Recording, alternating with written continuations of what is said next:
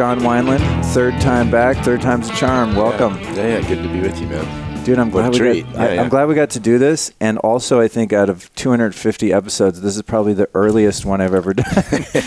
Like, we booked it for 10 a.m., which for normal people, I understand. Like, they're like, dude, I'm at work at 8, right. You know? But I was like, can I even talk at 10? I don't know. We'll find out. So you can, though. Yeah, well, so I get up early. I want to jump right into it. Unfortunately, because I was recording yesterday, I missed your talk here. But I've done a considerable amount of work with you. You know, a few of your workshops and stuff, which have been majorly transformative. I've talked about them a lot on the show because they've been pivotal experience as a male navigating my way through romantic relationships. And so, first thing I want to ask you is, like, what's your hot take right now? What's the newest kind of development or awakening that you're having in your teaching? Wow, that's a good question. I hadn't really thought about, like, what's the... I think the thing that I'm doing here is I'm taking a look at what it means to be healthy sexually. You know, as part of the sort of health and wellness prism, right? That this whole workshop is about, this whole conference is about, and I think the way that I've structured it seems pretty relevant. And, you know, there's stages of health, right? In the first stage of health, it's all about self-expression, right? So we want to be able to express ourselves sexually fully from the light, complete light energy of divine love to the dark energy of, you know, dark fuck. You know, we want to be, and everywhere in between. So we want to be, I can say that on your podcast? Totally. You can say whatever you want. No, it's just funny. Sometimes I forget that you're not like, well, when we're lovemaking, you know, you're just like, it's got to be a good You fuck. take the rose petal and you like move it on her third eye as you sing mantra to her. Yeah, I mean, there's that. That's great, right? But there's also the biting, scratching, like, and so sexual expression, healthy sexual expression is the whole spectrum, the bass to the treble, right? Low notes, high notes, and learning how to do that. That's the sort of first stage of sexual health. And then once we get good at all of that, which most people don't even get to that space, like where they can really, most people will collapse at certain energies. So what I've been working on here is, you know, what are the energies what are the gifts you naturally bring? Like, people can just feel like you're good at bringing as a sexual romantic partner. And then what are the energies that you want to bring more of? I think we might have done something like this in a workshop that you were part of. Like, what's the, like, fierce love or dark lover or, you know, dominance or whatever it is, or surrender, or what's that one of the energies you want to bring more of? So once you get past that, then it's all about, okay, how do I take that to other and be really sensitive to other and take my personal expression and give it in chunks that people can metabolize and that turn them on and that open them and all that. And then once you get good at that, there's a whole bunch of substrata here, but then once you get good at that, it's about how do you incorporate the divine and it's not about what she wants or he wants. It's not about what you want. It's about what God wants, so to speak. What the divine wants in the moment, which might be something that you're not even wanting in that moment, right? But you know that it's going to open love deeper in the moment. And so sexual health, you know, this most sacred form of sexual health actually involves the releasing of your preferences because you're an instrument for something greater that wants to come through as, you know, divine love fuck. You know, so that's been the take that I've been bringing here this weekend. I bet that's been a big hit. So far, so good. Yeah. So far, so good. I have noticed, probably, you know, not by accident, that some of the shows I've done that have the word sex or sexuality in the title tend to be some of the highest downloads. One of yours, I think, and then one of John Gray's also. You know, because there's something we all just kind of figure out, right? I mean, we're kids. We don't learn usually in a healthy way unless we have very conscious parents. Yeah. And as men, I think many of us learned from pornography and bros at school. Yeah. And then you go out and try and, you know, bring that to your early explorations, and that sometimes you're on your own. Is not well received. And, you know, and then you know, the whole thing, the whole story. So I think it's a really important conversation to have, and especially for those of us that are seeking to live more consciously and being able to integrate sexuality into our lives in a way that is productive, not destructive. Yeah. Well, if you think about it, if you break it down how, at least boys, we'll talk about boys since you and I are men, like how we learned about sex, there was basically nothing from our parents, very little, right? Then there was, some kind of pornography movies, maybe like R-rated movies. I don't know, something about Mary kind of stuff. And then alcohol and drugs kind of helped make it happen, right? Very much so, yeah. So that's kind of our education when you think about it, right? It's pretty fucked up, right? Like become totally unconscious and then get drunk. Yeah. and then fuck and see how it goes, right? You know what I mean? Like that's how most of us have learned about sex. And so, yeah, there's a complete retraining that needs to happen around conscious sexuality and what that means. I'm curious what your take is on having conscious sex in a casual, non-committed type of relationship, friends with benefits, booty call kind of situation, because I've had a lot of those relationships in the past, and then that kind of became unfulfilling, and I sought to seek deeper meaning and a deeper level of intimacy. And have also been in and so those, maybe the more casual relationships were based on sexual compatibility and great chemistry, but perhaps there was an alignment in other values. And then there have also been relationships that have been very bonding in other ways, but perhaps the sexual element of the relationship wasn't as strong. And so I'm always kind of left at a place where, like, if you lead with sex and that's all you've got, you might not have a great foundation for a long-term healthy relationship. But if you don't kind of introduce that somewhat early in a relationship, you don't really know what you've got. So I don't know if there's a question in there. It's sort of just a pondering of, like, when does sex enter the equation and what's a healthy way to go about getting to know someone in that way? Yeah. Well, I have a personal preference, which is to take a little time, a little time. Not doing it on the first night, getting to know somebody for a few nights, kind of feeling into it, that kind of stuff. I've gone as long as 3 months entering a relationship, and I think if you wait to have sex and you bring all the heat without the sex first, then by the time you have the sex, you kind of know, right? And if there's chemistry and if there's a good compatibility, that kind of thing. So I think that it's all, sometimes one-night stands can be the most conscious, beautiful, deeply loving experiences, right? There's nothing wrong with that. It's just that doing them consciously. And by consciously, I mean being aware, both partners being aware of what they're stepping into, really feeling it, like feeling like, okay, can I give my heart to this man for one night because I know he's not interested in a relationship? Can I fully love this woman, and can she handle me leaving? Like, most guys will just say, well, I told her I wasn't available for a relationship, and then we had sex for 4 nights, and by the end of it, she's like wanting more, and I'm like, said, I told you. And guys justify that, right? When you could feel, you can tell. I know a guy that's done that before. Yeah. So as a masculine partner, I'm saying, like, don't create bad karma. Like, if you can feel in your heart that this woman, you are just interested in something that will be pain for her, don't do it. Why do it? Like, why be so? That's kind of desperate, And I think people can get desperate for sex and do stupid shit and do shit that creates bad karma. So, yeah, I'm all for it. If both partners are like, yeah, let's have a one-night stand, then we bow, we love each other like with wild abandon, and then we bow, we move on. That's great.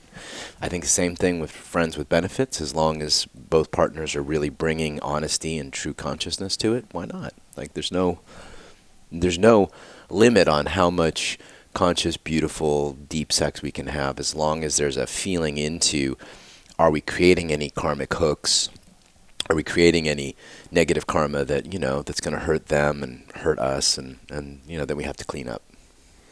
Yeah. I experienced earlier in life, and I'm not really there now, where I really enjoyed my freedom, through my 20s and 30s, and wasn't really interested in relationships or being monogamous or anything like that. But at the same time, I had gotten sober, and it was really necessary for me to be honest in all my affairs in order to maintain my sanity then ultimately my sobriety, and ultimately like being able to live, live my life out and not prematurely exit the planet. So like honesty was a really integral part of my life, and still is even more so than ever. And so when I, met myself at that place, like, well, I'm 35, like I work in the fashion and entertainment industry. I'm meeting a lot of women. I'm having fun. Yeah.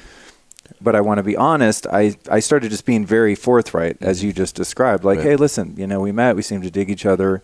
Here's what I'm in for. Here's what I'm not in for. And being like brutally honest at the point where sometimes it was a bit harsh even, But before any feelings or oftentimes any intimacy even transpired. And what I experienced from time to time was people getting hurt, women getting hurt because of, like, I'm saying one thing, but then I'm kind of doing another, So I'm expressing very specifically that, like, it's just this thing, and we're not going to be in a relationship. And they're nodding, oh yeah, totally, I get it. I'm a modern woman, I'm a feminist, like I get it. I have my freedom too. Cool. But then if it happens too often and you throw in a couple sleepovers and it starts getting a little too cuddly, and there's a certain sort of threshold of intimacy and cariness that just naturally happens between two people, then they would kind of be like, well, what's going on here? I'm like, what I told you, but it's, in other words, it's like I found at times women would not listen to what I said, but they would watch what I did. And so I think at times, and thankfully this is, I've learned a lot since then, but going back, I was somewhat irresponsible because I thought just telling them was enough. But I had to sort of learn how to have discipline and really, not make it a regular thing or get too involved, because even though mentally perhaps they didn't, they were trying to protect themselves, their hearts would get involved. Sure. If they have a feminine essence, then, anytime you take them deep sexually, anytime there's depth sexually, it's very hard for someone with a feminine essence not to want more of that. So, and there's all kinds of biological reasons, the way that women bond sexually, oxytocin, those kinds of things. So, it stays in them for a long time. So naturally, women, feminists or not, they get wired for attachment different than most men. And I think where most guys run into problems is you could say, hey, here's what I'm in for, but you can feel their when they start to get hooked.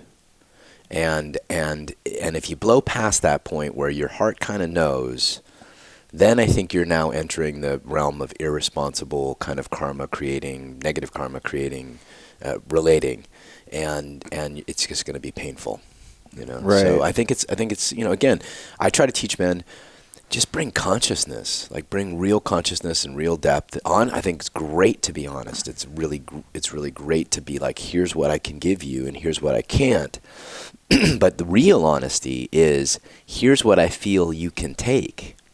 And here's what I don't think you can. And if I go any farther with you, I'm going to take you someplace that I don't think you're really... And then you listen. And you feel she might be, no, fuck you, man, I'm great. And you feel the truth of it. You're like, okay, baby, all right, just check in. Great, I'm glad you're still down. Or she might say, no, I'm good. But you can really feel that she's not. Or you give her a chance to be really honest because you're naming something that she's almost afraid to name. And all of those things, I think, are important for guys to bring to modern sexual relating, whether it's long-term or friends or short-term, any of that stuff. Yeah, absolutely. And then there's a point at which I think some of us male-embodied people also, subjectively speaking, and also watching friends of mine as they mature perhaps and get into their late 30s, or in my case, early 40s, where that proposition just ceased to be interesting anymore, and there's like a desire for greater depth and greater intimacy and not having to have any kind of breaks in terms of allowing love to express itself. And I remember it was after a few years of Kundalini yoga, I started having the experience in a couple relationships where I was confused because I started to have these really heart-centered feelings of love for someone that I didn't even know that well, and we were just having kind of a casual thing. And I'm like, what the hell is going on? Like, I'm catching feelings like many women have, even though Right. I was not intending to do so, you know? That's healthy, man. Well, yeah. Healthy. I'm like, how do I stop the feelings? Yeah. No, but it was an interesting, I think I was very love avoidant for a long time, you know, just to be real. I did not want to be vulnerable. I didn't want to be hurt. I didn't want to show my feelings. So I'm just like, cool, there's a wall around me and you can hang out with me, but you're never going to get past a certain point, right? Which is fine. It's one way to live, but it's also very limiting as one wants to have more of a deeper expression in general in love in their life. So I found that the tables kind of turned, and then I was the one that kind of started feeling a bit needy and like, well, I want more, you know, this kind of stuff. You know, do you think there's a point at which men arrive where the tables sort of turn in energetically and they're no longer kind of able to, for lack of a better term, get away with the more casual flings and stuff because they're too open and receptive? Well, I think if you're doing a ton of Kundalini for years, right, you're actually becoming any practice, any embodied practice, yogic practice, meditative practice that you do is going to make you more open and receptive, meaning it's going to activate your feminine, your own feminine, which wants love, which wants connection, which wants devotion, right? And so there's nothing wrong with it. It's actually a very healthy sign that you're like, okay, I want to fucking fall in love.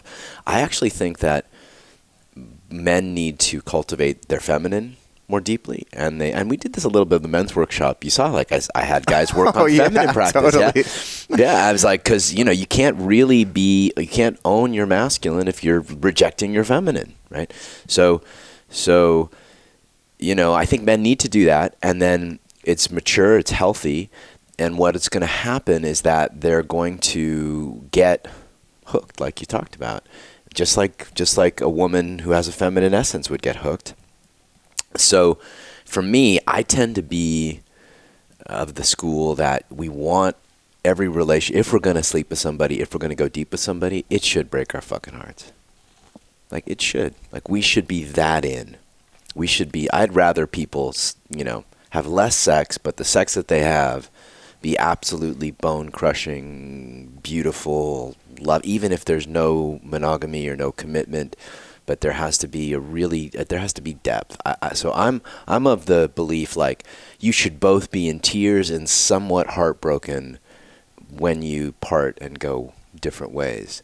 And I think that the masculine responsibility in a relationship is to kind of know when that is, like to be aware of when, okay, we've run our course, or if we're going to stay together, this has to happen, or here's what I feel I need in my life, and her values are totally different, and know that, right? So the masculine value in any relationship, long-term, short-term, is to be able to survey the field of relationship and bring deep consciousness and awareness so that truth is honored. Your truth, her truth, the truth of the relationship.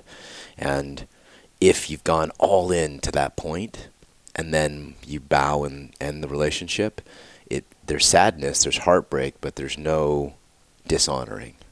You know, you leave like fully given.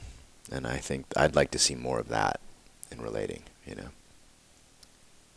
When a relationship is coming to an end, regardless of the level of depth that you've gone with someone, what are some practices and conscious ways to end that? And do not people have, whether they be male or female, have different preferences in terms of how they separate? Yeah, of course.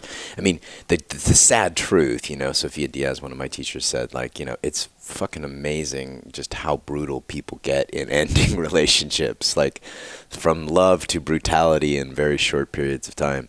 But if I had my druthers, right, it would be there's a recognition that, hey, this is coming to an end. There's an honoring of everything that has happened, right?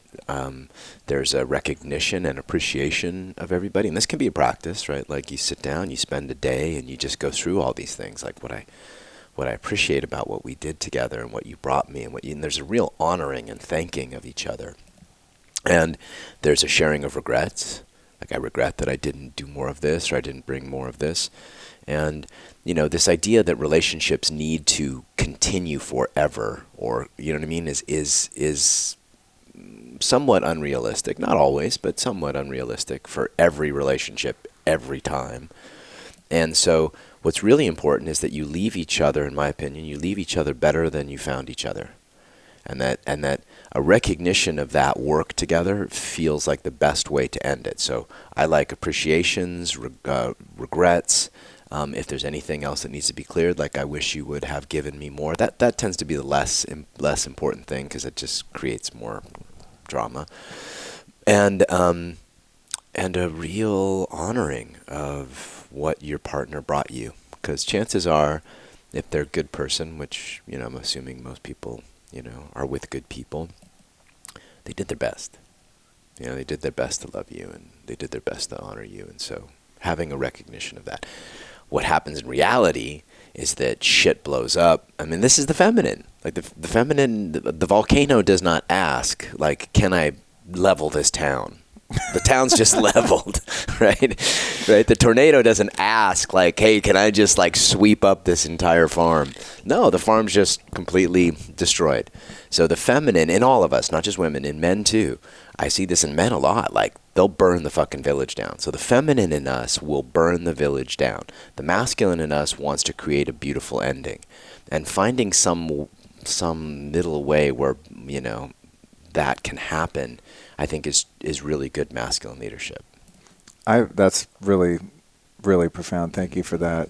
And I like the identification of the feminine within the man. I think a lot of people, I think I learned this from John Gray, like the two Johns I've learned so much from, but he talks a lot about the hormones and things like that. And that when men get really emotional, especially if they're in rage, we think of that as like toxic masculinity, right. But it's actually like toxic femininity, because they're having an estrogen fucking overdose, and they're going completely into their feminine when they're like, freak out, punching walls, violence. That's all feminine, which is so. I was like, wait, what? Because growing up, that was the embodiment of scary men to me that that were around in my life, and that I was terrified of and traumatized by. And so I got the message, I'm never going to be like that. So when I have those feelings, I'm just going to point them inward and do it to myself rather than other people. And so I think it's important for guys to understand, and not that there's a right or wrong with expressing that part of the feminine, but guys aren't being like tough when they're being jerks and negatively, destructively expressing emotions. Right. There's nothing wrong with the emotion. It's the lack of container for the emotion, or the lack of consciousness around it. So if a guy was going to say, baby, I'm getting really angry, I need to punch a wall for 5 minutes, just, stand back. That would be okay probably. But losing your shit, like, so you're bringing, in that instance, the guy is bringing his masculine, his awareness, his true masculine, his awareness and his capacity to hold energy to holding his own energy and knowing that it needs to be expressed. That is using your own sacred masculine to lead your own feminine. And men need to learn how to do that. These days, men need to learn how to work with their own feminine in a very deep way, because when you do that, then she can trust that you can lead her feminine. So when you're honoring your own feminine by acknowledging it and just being aware of it, I'm so fucking angry right now, baby. It's not about you. I just need to scream for a moment. Excuse me. I'll be right back. You turn and you go, and then you come back and okay, better. Yeah. That's trustable. Like that's the capacity to own your own shit is very good masculine leadership. And I just think a lot of guys, there's a lot of men's work being done that is very good at expressing emotion. I think they're missing this point. I think a lot of men's work is missing this point, which is that it's not just about expressing your emotions or revealing your emotions or revealing your pain. That's part of it. But it's also having a way of shepherding your own pain and integrating it into your partnerships and into the world in a way that opens people. And so that's a missing piece, I think, in relationship and in just kind of this masculinity talk. That's really cool. And that obviously requires a certain degree of a certain perspective of self-awareness through meditation practices and whatnot, so that there's an observer witness you that I guess we would call that still never changing masculine energy that's observing, oh, wow, I just got this feeling. They kind of just hurt my feelings. Now I want to say this shit to them. Like you have to have some dominion over your emotional and mental body in order to be able to regulate that and even have that self-awareness. You have to have the nervous system strength and the awareness. Yeah. So you can make the choice of like, I'm going to like, and look, I certainly lose my shit still, you know, it's like, but I'd say 50% of the time I have enough awareness to own it, which is much better than it was 10 years ago. Right. And so it's just this thing where you gently figure it out. The other piece that's super important for men is to have other men around you who can see you, who can be the witness for you. And be like, that doesn't feel quite right, man. Like continuing with that woman in that way, it feels like kind of piggy. It feels kind of bullshit. And having men around you, which is why I love men's groups and leading men's programs, who can point you to that, that's also crucial. Yeah, that is the accountability when you have men around that are conscious and courageous enough to be honest with you. And aware. Yeah. Like having aware men around you. That's fucking priceless. Yeah. Like whatever, if any dudes listening, make that priority number one. Get a bunch of aware dudes around you who are going to call you on your shit. I still have guys from my men's groups and teachers. Two of my three main teachers are men. They're calling me on my shit all the time. I need it. Otherwise, I'll drift into my habitual, ego-driven selfishness that I just don't want to bring to the world anymore. In terms of masculine energy men learning how to have an awareness of their feminine side and their emotions, and to develop practices and habits of healthy ways to express that without undermining a relationship. So I think in terms of the emotion of anger, you contextualize that. How would a man in a healthy way express feelings of deep love, empathy, compassion in a way that wouldn't turn off a feminine woman partner? I think men I know, and including myself at times, have started to venture into the land of like, well, I'm getting feelings. Let me not shut them down. Right. In a moment of intimacy, maybe tears might come to your eyes and you're just like, holy shit, I'm feeling this immense sense of love and the heart's opening. And it's a very feminine sensation. I think most men, even though we might be able to access that, we're never going to let our partner see that because it's so vulnerable. That's a mistake. Okay, well, let me. I'm going somewhere here with this. I know my questions sometimes are very meandering, and I feel bad for the guests because you're like, there's 10 questions in there, but they sort of take a narrative sometimes for me to formulate. I got you. I'm with you. And and also, I want to put things in the most broad perspective so as many people can relate to it at once. But let's say I'm in a relationship, and this has happened to me in the past, and going from being very avoidant and sort of really protecting myself to emerging into this like, wow, I'm actually not going to die if my heart breaks, and having the heart broken a few times and weathering the storm and going, cool, I'm going to keep opening it and it's going to keep getting broken, and that's just part of life. But I have experienced in a relationship where I'm just having this like emotional expression and maybe tearing up and just nothing's even happening. I'm just looking at my partner going like, fuck, I'm just feeling this deep love. And I've had experiences where they've been really threatened or turned off and even kind of shamed me for that. Like, God, you're so feminine, or like, you're such a pushover, and was extremely painful to have that reflected back, because it takes it takes like so much courage to be able to be vulnerable in that way. Yeah, I won't put up with it. So men, I think, like many like me, just don't go there because we're like, I'm not going to like chance opening that portal and have someone put a fucking dagger in it, or at least that's what it feels like, whether that's their intention or not. So what's like, as a man, how do you know, not only as you said, how to kind of put a container around anger, but what about just joy, bliss, love, open-heartedness in a way that's productive to the relationship and will be well received? Yeah. Yeah, I think I get where you're going, and I do see. I think that it's not the love, the joy, the bliss, the ecstasy that we're feeling when we're in love, right? Our own feminine. It's the structure of our bodies. So our bodies need to maintain a certain level of structure. So our front of our bodies need to be open and soft. Our spines need to be strong. We need to be grounded. And if we're all those things and tears are streaming down our face. So they need to feel the structure, our physical structure, and structure is both physical and aware. So our awareness of our own emotion and our physical structure, and normally in very few sentences. So where women start to get turned off is the guys like get into it, and then when my mother did this, and we attach it to a whole story of our life. They get lost there. But if we just came and said, I just fucking love you. I just you're breaking my heart. You're so beautiful. I'm in awe of you. Never leave me. I just fucking I'm yours. And if we can say it in 2-3 sentences, it's usually very, very impactful for women. It's when we lose our physical structure or our awareness structure, or we start meandering into giving too much story around our feelings because we're scared. And so when we get scared, we'll add a bunch of shit to it.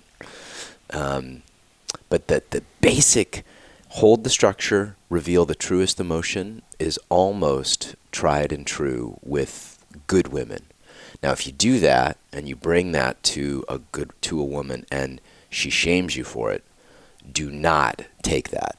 Wait a minute, I just revealed the depth of my heart to you and you're shaming me? Fuck you. That is not okay. I'm not cool with that. If you ever do that again, I'm out. Period. 3-4 sentences. Well, that's a simple solution. Yep. Because if you do it right, Luke, and if you right. if you really give your heart and you're breathing and you're open and your body, and she responds like that, do you want to be with a woman like that? No, fuck that. You just took the most courageous step as a man, like you just said, revealing your heart. And if somebody shames you or stabs you like that, then no. Now, if she's pointing out you lost consciousness in your body, or you talked about a feeling for 30 minutes, or you know what I mean? She's pointing that out. That's different. That's her pointing out that you lost consciousness, right? And I think men have to be aware enough in their own. She's pointing out I know you wanted to tell me something that was emotional and vulnerable, but then you went into this thing, or you got kind of freaky with your body, or I could feel all kinds of closure. Her giving you that information is very helpful. Because she'll get repulsed and you'll be like, wait a minute, I was just sharing something. What was repulsive? Guys don't want to actually go into that. What repelled you? And she'll be like, well, you were just kind of too nervous, or you stopped breathing, or you did the things that mean your structure went to shit. So that's very helpful for a woman to point out to you when you're in those motions. But if you've done the work, like I know you have, to train your nervous system to be with your own deep emotion, and you just deliver it as a gift, as a transmission of love, and they reject that, question that woman's, depth, and be really clear that you won't tolerate shaming of your heart. That would be my recommendation to men. Sage. I love it. Yeah. Because I think we're at a time now when, not just myself, so many of these interviews end up being like personal consultations. And I think that's what gives them value, because there's a lot of vulnerability in that. Yeah, so sure. I try to speak for all men, but it's hard to take my self-centered self out of it, Yeah. But I know you're a good reflection of what a lot of dudes are going through. Well, I hope so, and I do keep my friends in mind. Most of my close friends are in relationships right now. I'm not, and I observe we all go through kind of the same cyclical experiences. I think there's kind of that hive mind where you have a kind of soul tribe, and you're going through perhaps many incarnations, but at least this one.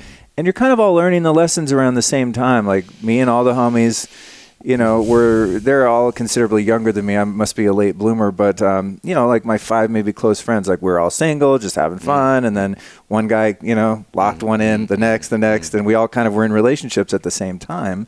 and all going like, wow, we know how to like play the field, but we don't know how to do this intimacy thing. And so we're reading books, we're listening to John Wineland, we're, podcasts about like, okay, how do you do this? Yeah. Because the old paradigm of being stoic and just never showing your feelings and not being available for true intimacy and vulnerability is unsatisfactory. It's just like there's a sweetness there and a richness there. But I think for many of us, it's difficult to find that balance. And if we do happen to kind of step over the line into our feminine and then get shut down, abandoned, rejected, hurt, whatever, whether it's intentional or not, obviously, then it's like, oh, cool, I'm going back into my shell and I'm never coming out because I don't want that shit to happen again. So yeah, it takes courage, man. It takes courage, and it takes balls. Quite frankly, to give your heart to a woman fully takes balls. And just know you're going to do it. And sometimes it'll be clunky, and sometimes you'll get it crushed. But in the end, it will magnetize a deeper, more devotional woman. Like, we can't as men expect women to be devotional to us if we're withholding our hearts. We can't expect her to be devotional to our hearts if we're not willing to be devotional to our own hearts. Right? So part of good masculine practice is to get clear, like, okay, what's the truth of my heart? The truth of my heart is I fucking love you. I never want to be apart.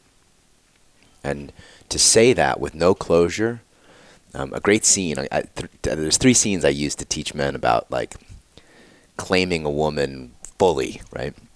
One is the last scene from Pride and Prejudice where he's walking through the marsh and he like delivers this like incredibly vulnerable admission to her while being completely open. Like he's tearing up and he's just saying, I love you, I never want to be apart from you. And it's in a way that's so beautiful. The second one is the end of season 2 from Girls, when Adam Driver like runs watching FaceTime to save her from some OCD moment that she's having, and he kicks in the door and this kind of thing. And then the third is the moment from Game of Thrones where Khal Drogo is like saying, I'm going to sail across the ocean and take the throne for you. So those are 3 ways that men can, claim a woman's heart fully open.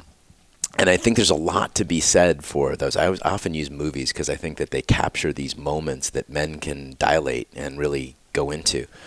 So yeah, it's hard to. I think men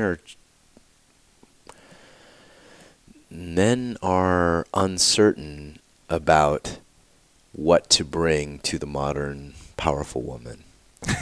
Got that right. Yeah. It's a very confused. I mean, now there's not just what I said before of like us learning we don't have to be tough. We can show our feelings, like that whole thing. Yeah. Now it's also there because of so many of the abuses of men and the pendulum of sensitivity swinging so far in the other direction with the Me Too movement and all this. I know that many of us are like, am I supposed to hug people now? I mean, it's like you really want to be careful. So there's that element of confusion.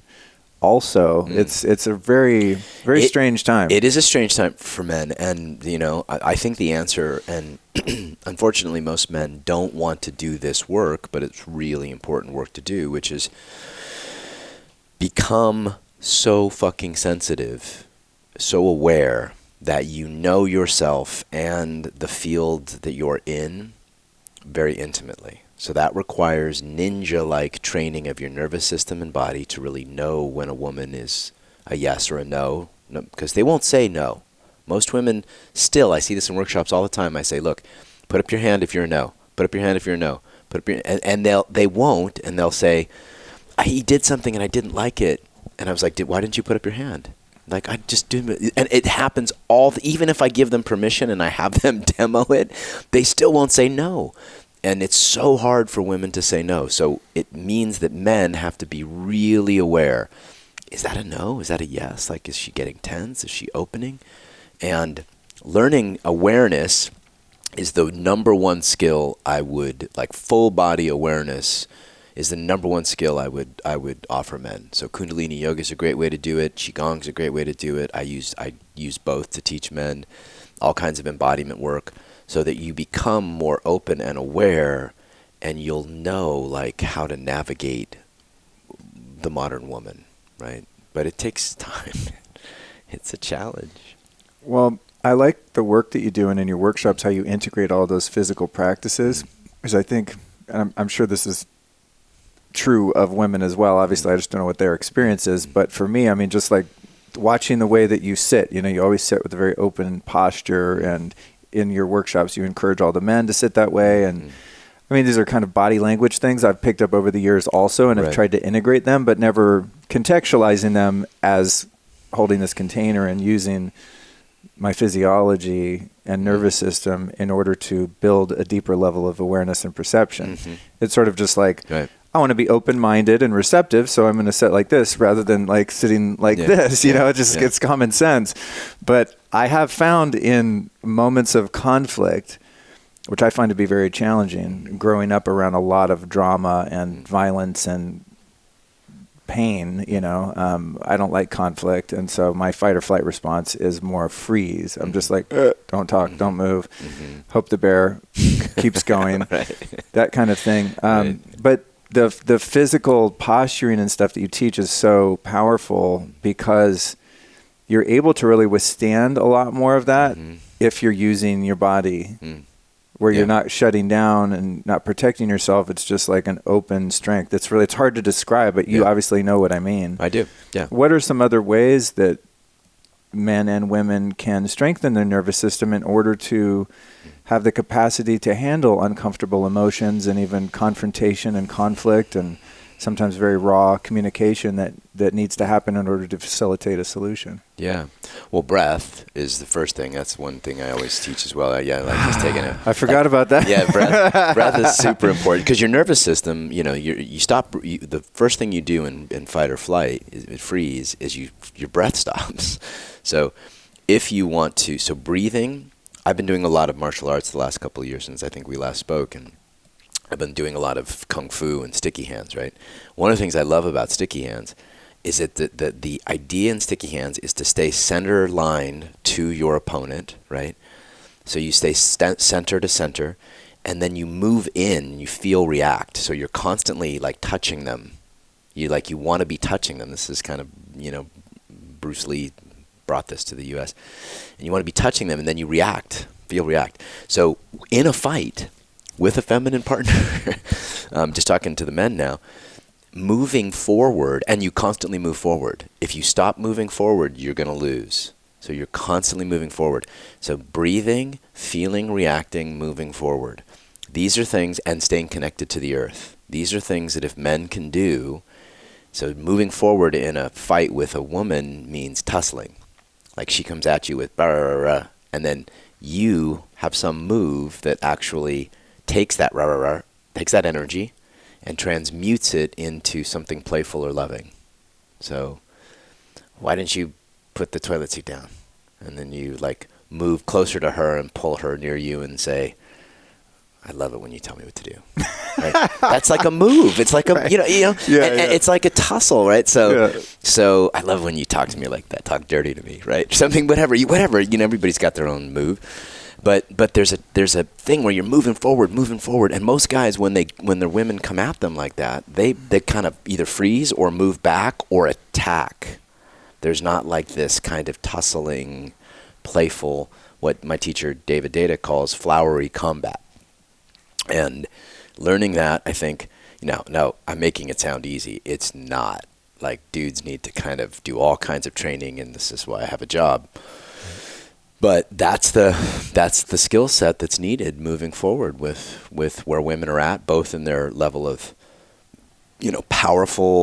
their own powerful masculine that they've cultivated over the last 40 years, their deep level of mistrust of men and the masculine because of, tens of thousands of years of abuse, and the ache in their heart of not being met because men have just got, for the last 20, 30 years, have got more consistently numb and checked out. And all those three things are hitting women and making them feel almost desperate, for oh, fuck, what am I going to do? Look at them. The men are doing this or they're doing that. They can't hold their emotion. They're numb. And I see women all the time, really want to give their hearts, but feel really scared to do so because they don't trust men. They don't trust men's capacities, and that's kind of rightly so. I hear a common complaint from women that men are, as you say, numb. I think I've heard the term emotionally unavailable. And there are, of course, patterns that develop in childhood where, certain women pick unavailable men because their dad was unavailable, the whole thing, which you can learn about in therapy, but hopefully. And then, we have our own thing too. Perhaps mother was a bit overbearing. So, as a male, you're more avoidant and you're like, I don't want to get trapped under the pressure of a woman's emotions or attachment or whatever. Right. But I have also witnessed, again, like myself and friends, in that kind of sloppy stumbling into being emotionally unavailable and not having the wisdom to know how to deliver that in a way that's not overwhelming or a turnoff to a woman. So I think that goes back to that confusion. It's like, okay, so women, you guys are saying you want us to be more vulnerable, open, emotionally available. Right. But when we are, you don't know what to do with that, you know? Yeah. So it seems like there is a lot of finessing of this. And it's art. It's art. And I think that most people, same for women, right? Same for women. When we're talking to women, like their capacity to reveal the yearning of their heart or the truth of their heart, it's an art. It's an artful practice to be able to do that. So yeah, it takes massive amounts of refinement for both men and women to really, this is a human issue, right? Not masculine or feminine, of revealing the truth of your heart in a way that occurs as a gift to your partner. That takes art, and it takes yogic practice. It takes nervous system training, and it's something that most human beings are not up for, because it requires a commitment, it requires intentionality, it requires practice. Like you know me, man. I'm people should be practicing 30 minutes to an hour a day of opening their body, deepening their breath, connecting to their core, feminine or masculine essence. Oh, yeah. That's what I wanted to ask you.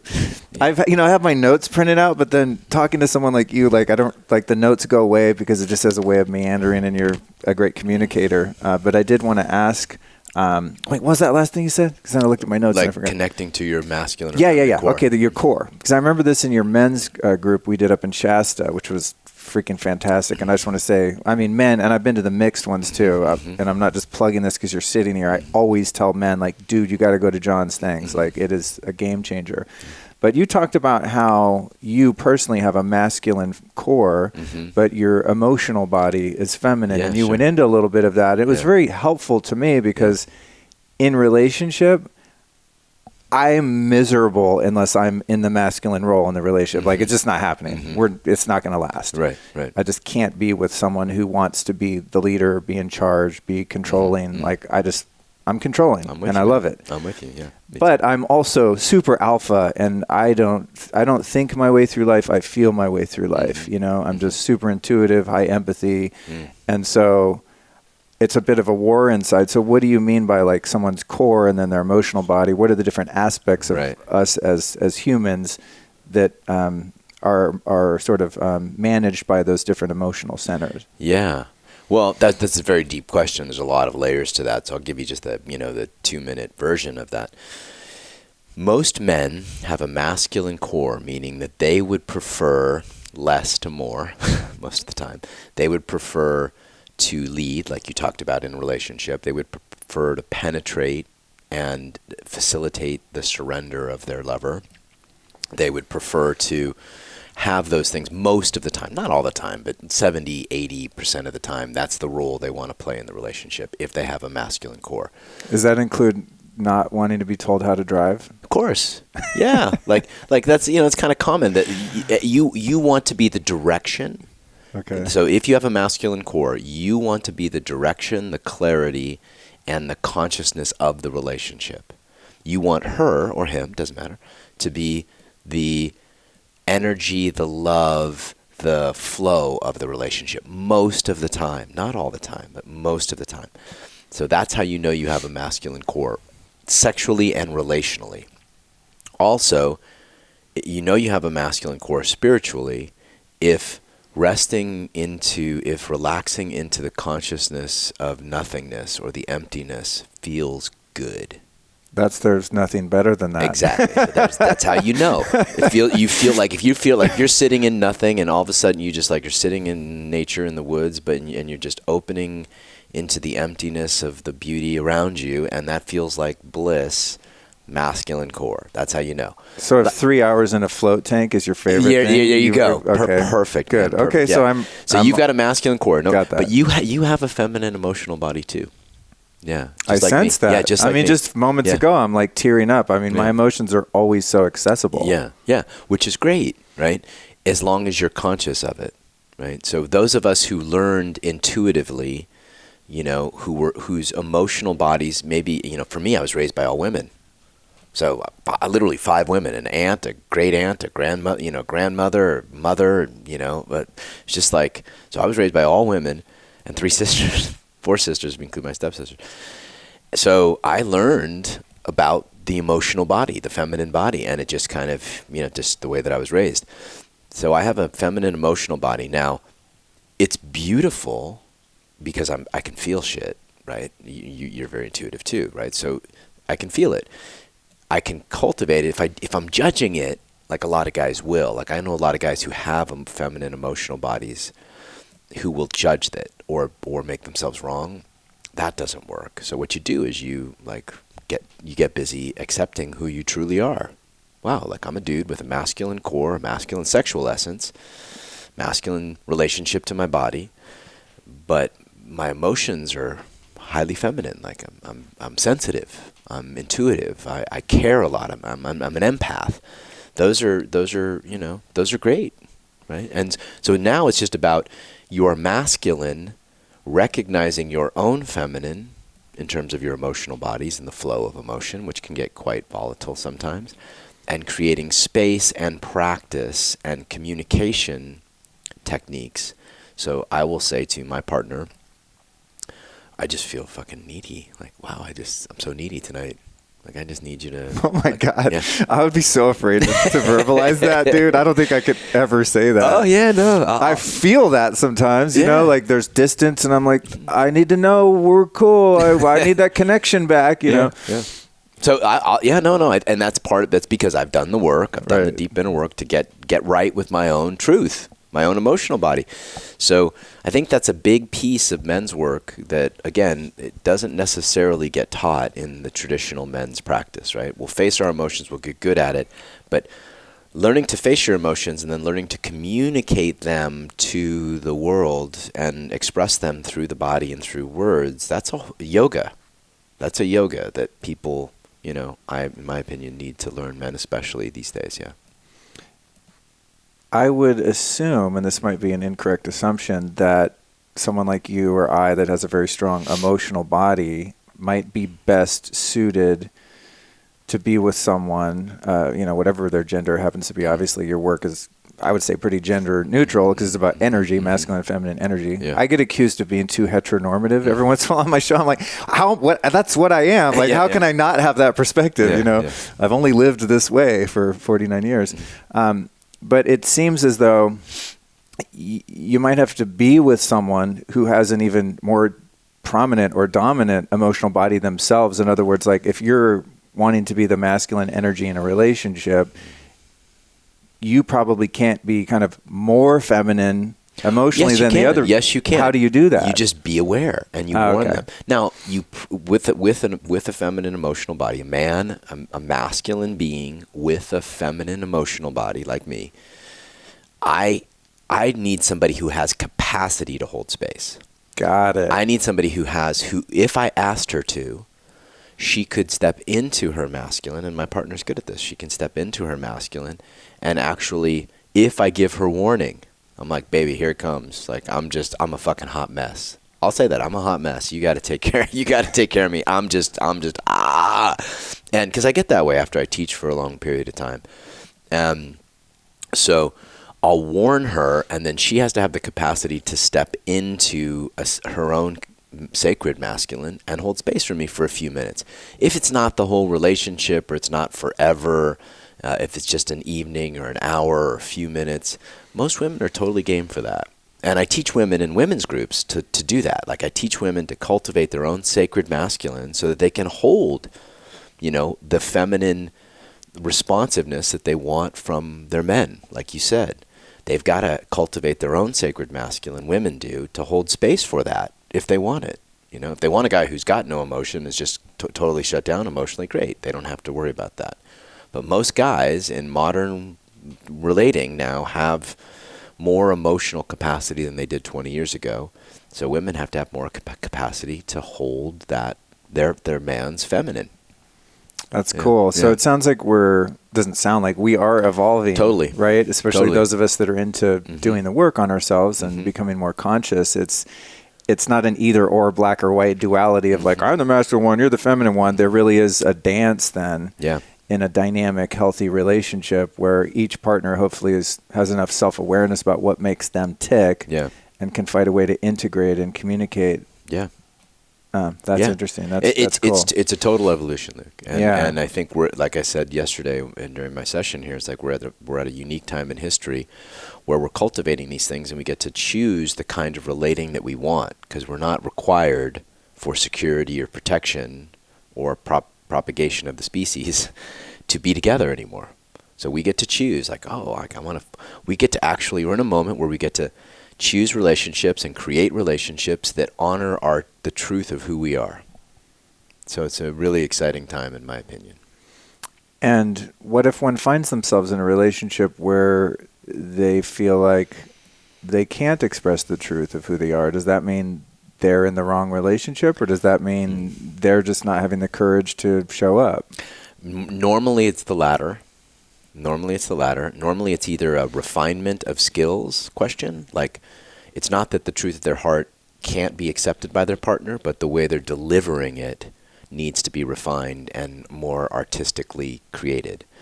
Most of the time, people aren't certain about staying in relationships, not because of the other person, but because of themselves. Because they know somewhere in their hearts they haven't fully given it their all. They haven't fully revealed their truth. They haven't fully owned what they need to own. They haven't fully developed a skill set that will serve the relationship. They haven't fully honored their terms in the relationship. And they have to do all that first for a period of time, 2 months, 3 months, 6 months, and really give their partner, I'm assuming this is like a longer term commitment, right? Really give their partner a chance to step up. So I think those are the main issues, like your skill sets, which is, what I'm all about, your skill sets, your awareness, and then go all in, like, give your fucking heart at the altar, like be that committed that you're going to just give it your all. And then in 6 months, if they're still not getting you, then you're like, okay, I tried, baby. Right. I'm going to move on to somebody who's more suited for my gifts. Right. Because there's someone for everyone. Totally. Right. Yeah. Multiple people, I think, over the course of a lifetime. But it seems that way. Yeah. We have this idealistic, some of us, view. I mean, for me, I hate dating and I hate breaking up. You know what I mean? So it's like, can I just find the one person and this is like our path, and then we die on the same day, hopefully, like we're 99, we both go Sid and Nancy on that we shit. just die in our sleep and, never have to suffer the loss of an attachment or, a sense of abandonment. In terms of the container, this is something I really wanted to cover with you.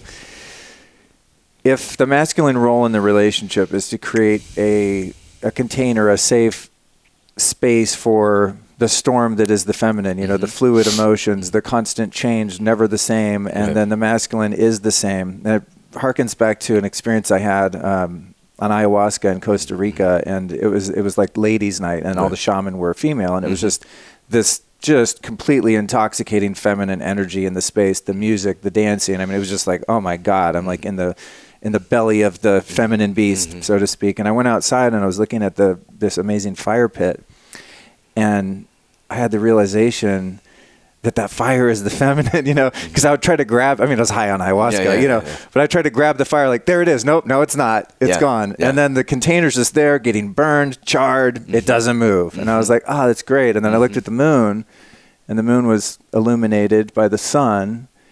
I was like, oh, the moon wouldn't even be visible without the sun giving it its energy and its light, and the moon's just there receiving. So it was this amazing moment of that. And so I was like, well, okay, I get that in nature.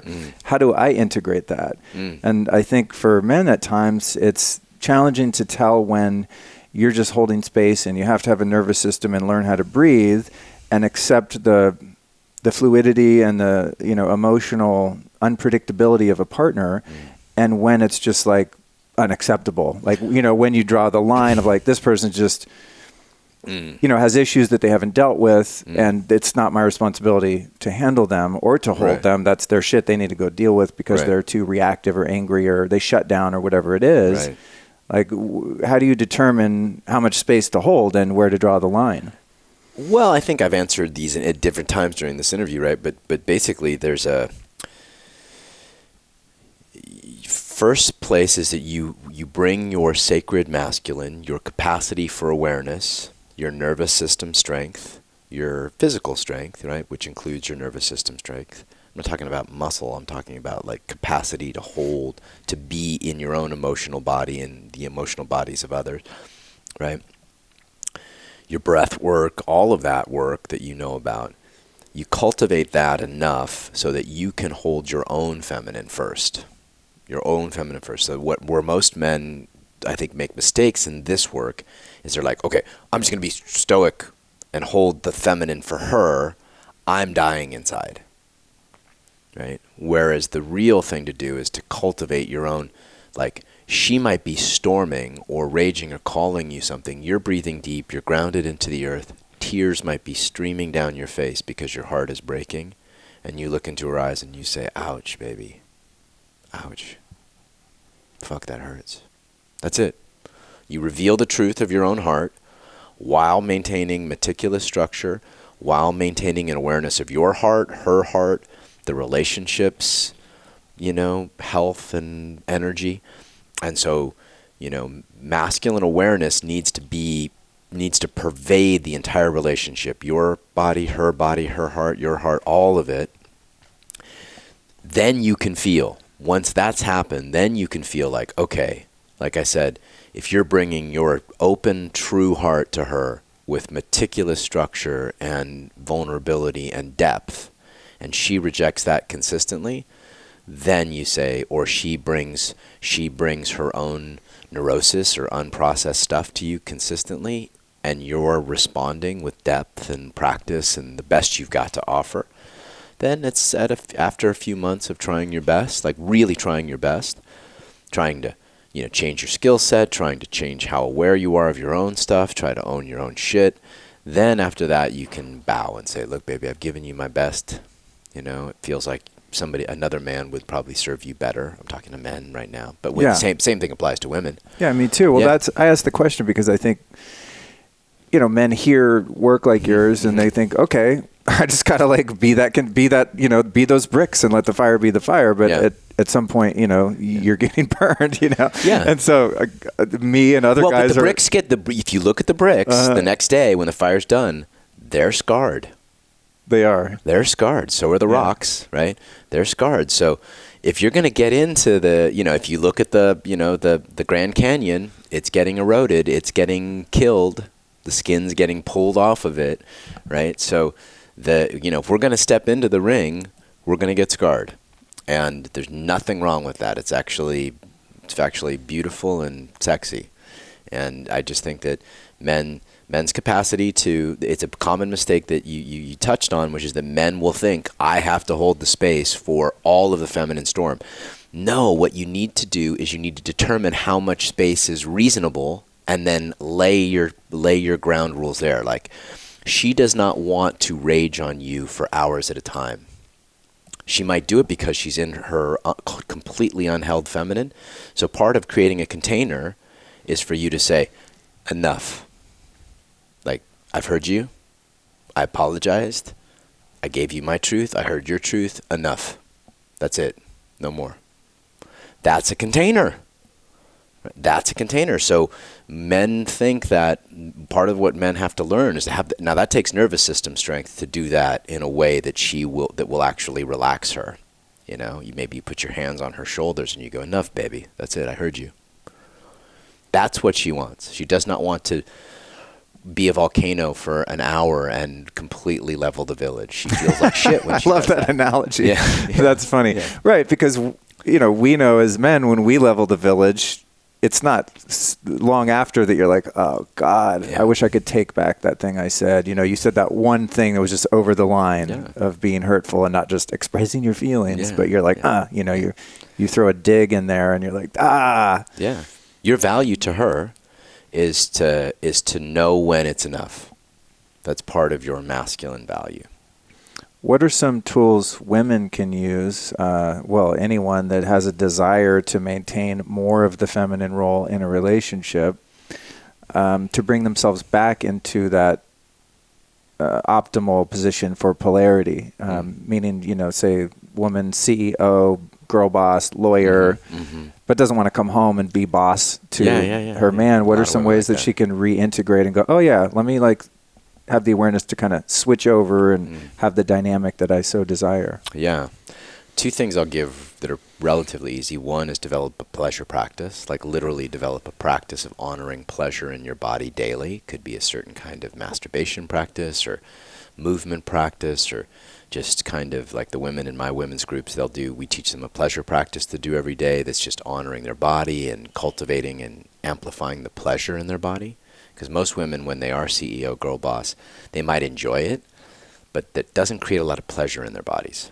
So to switch from that, they've got to move from their own sort of holding space, kind of, you know, more tank-like, to getting home and being more like bamboo or, you know, like flowing water or, you know, that kind of thing. So that would be the first, to develop a pleasure practice. And the second would be find modalities of movement and physical practice that cultivate the expression of love through your body. So sacred dance is one, hula is one, like even twerking, you know, I mean, like just cultivate the movement of energy and love. Big fan of the twerking. So cultivate the movement of energy and love through your body. And if you just do those two things, you will be more in your feminine and your partner will thank you. That's cool. Yeah. Sage advice. I like that. It brings me back to one of the exercises we did in your last men's group. You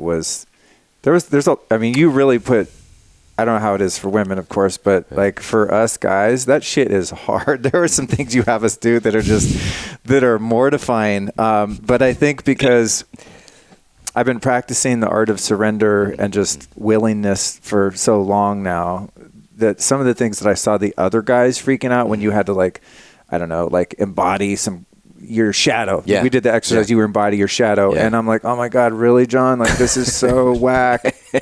And then I'm just like, I'm all in and I'm on the ground, you know? Yeah. And the homies I was doing mine with were like, damn, are you an actor? I'm like, no, if I'm going to do it, I'm going to do it. Right. So some of the things that were really hard for the other men, I managed to summon the wherewithal to do. But the one that was the most hard for me, which other guys seem to kind of get into, was when we had to embody you invited us, we didn't have to do anything, to embody the feminine and really move our body in kind of an ecstatic dance and this free-form dance. And I'm not someone who's ever really expressed myself through dancing. I used to play music and, you know, like if I have an instrument, I'll groove around. But like I'm like jazz hands. What do I do with the hands? There's no bass, you know?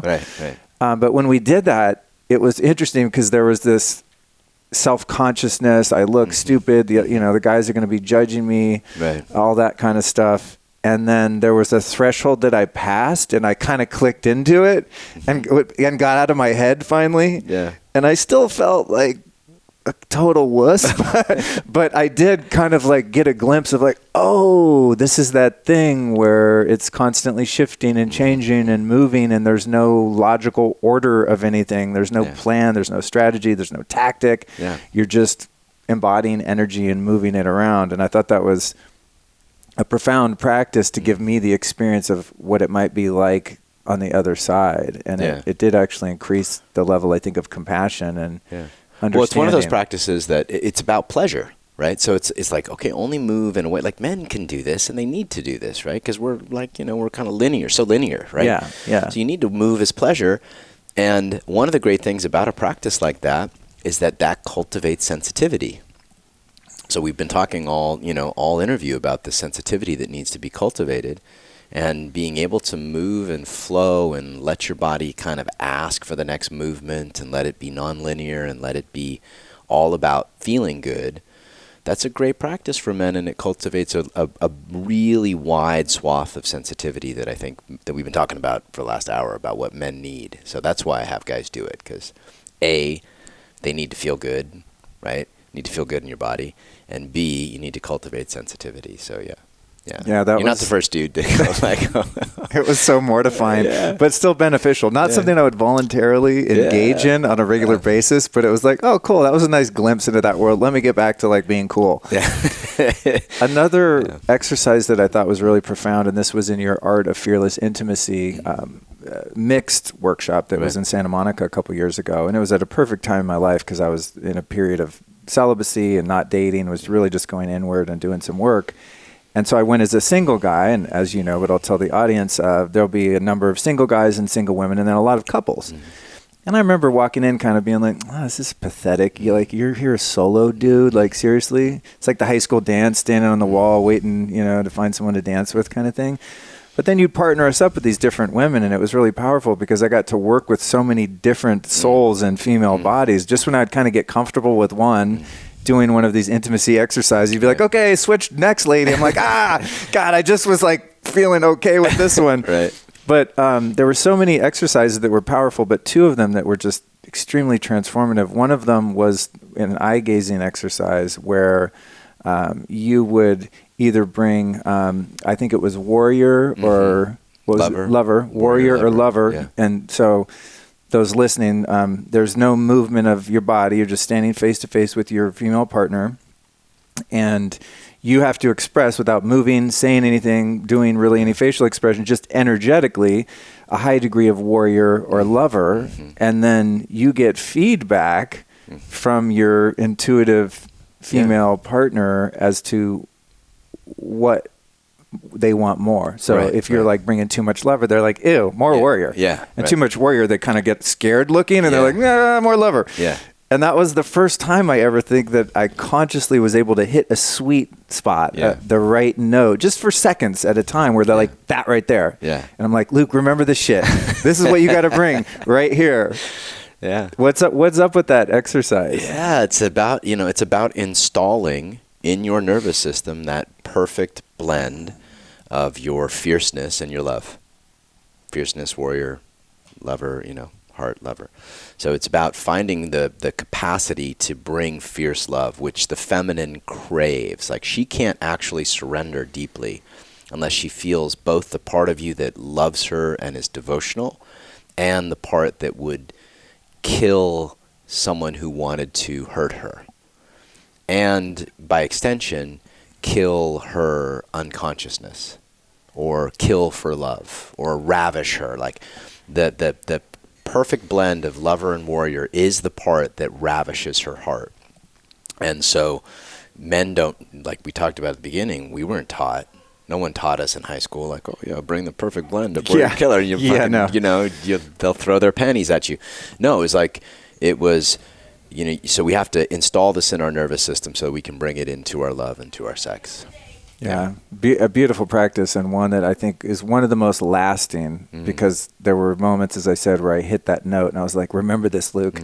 And I have been able to achieve that since. There's some kind of muscle memory in there that goes, yep, that's the sweet middle point of that energetic balance. So thank you for that, and for everything else. Yeah, man. As we come to a close, I've asked you this, I guess, 2 times before, so I don't know what your answer will be today, but you've taught me and so many people listening so much today, who have been 3 teachers or teachings that have influenced your work that people might be able to go investigate. There's a man named, I talked about martial arts, this is new. There's a man named Sifu Matthew, who's my martial arts teacher. He's in Miami. He's a absolute fucking wizard. So Sifu Matthew is somebody. I'll always mention David. David Data's my teacher, and has been for 12 years now. So anything from David Data I would send people to. One of my teachers, who's a shaman in the lineage of Carlos Castañeda's work, studied it for 20 years and is a true master in this realm, is a man named Teo Alfaro. who be great for the podcast, by the way. He lives in LA. Oh, really? Oh, yeah. Cool. He started a organization called Wolf Connection, right? And so he rescues wolves. He's got a wolf sanctuary, like 30 to 50 wolves in Acton outside of Los Angeles. It's awesome. Wow. It's awesome. And he's a no bullshit shaman. Like, like he doesn't call himself that, but that's what he is. And so he wrote a book called I think it's called The Wolf Connection, but he just wrote a book that's doing really well. So I would send them to Teo too. Yeah, Sweet. Teo Alfaro. Yeah. Teo Alfaro. Mm-hmm. And what about website, social media, anything you want to plug? Yeah, I'm having a lot of fun with the virtual workshop, right? So for a lot of people who can't get to my workshops, because I only teach 3 a year for co-eds or men, you can come on to a virtual workshop where I do office hours, answer questions. I literally load all the content from my workshops, including lots of the practices that we talked about, onto the virtual workshop. So if you hit my website, you can sign up for the virtual workshop. It's like $60 a month, and you can stay on it as long as you want, get as much as you want. It's like kind of like Netflix for all this shit. Yeah. Cool. Yeah. All right, Dave. Well, thanks for joining me again. Oh, man, I love it. All right. It's good to see you, bro. See you soon. Yeah.